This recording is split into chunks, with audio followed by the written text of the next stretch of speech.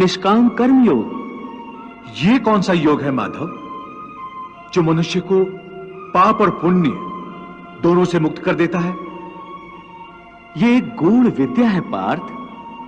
जो इसके रहस्य को समझ लेता है वो इस संसार में रहते हुए भी, संसार के सारे कर्म करता हुआ भी कर्म फल के बंधन से मुक्त रहता है।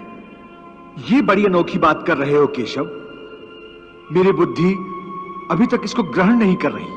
क्योंकि तुम्हारी बुद्धि पर अभी तक आसक्ति का पर्दा पड़ा हुआ है, और जो निष्काम कर्मयोग मैं बता रहा हूं उसकी बुनियाद ही निरासक्ति के आधार पर रखी गई है।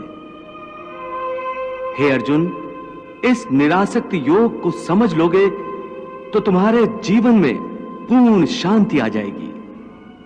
हे माधव, इस योग की साधना कैसे करते हैं?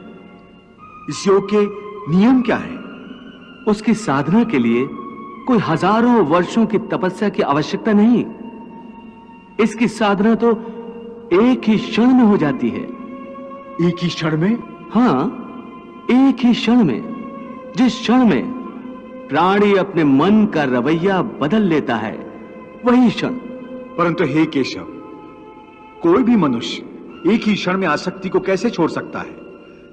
जब वो कर्म करता है तो उसके फल की आसक्ति तो उसे कर्म का हिस्सा होती है, जिसके अंतर्गत फल पाने की इच्छा से ही कर्म करता है। हे अर्जुन, बस यहीं से निष्काम कर्म योग की साधना शुरू होती है।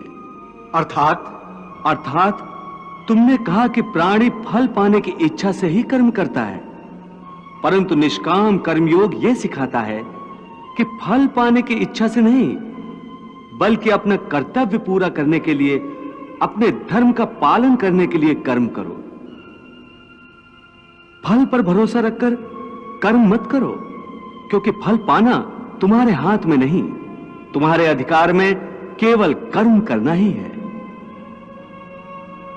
कर्मण्येवाधिकारस्ते मा फलेषु कदाचन मा कर्म फल हेतुर्भूर्मा ते संगोस्त कर्मणि।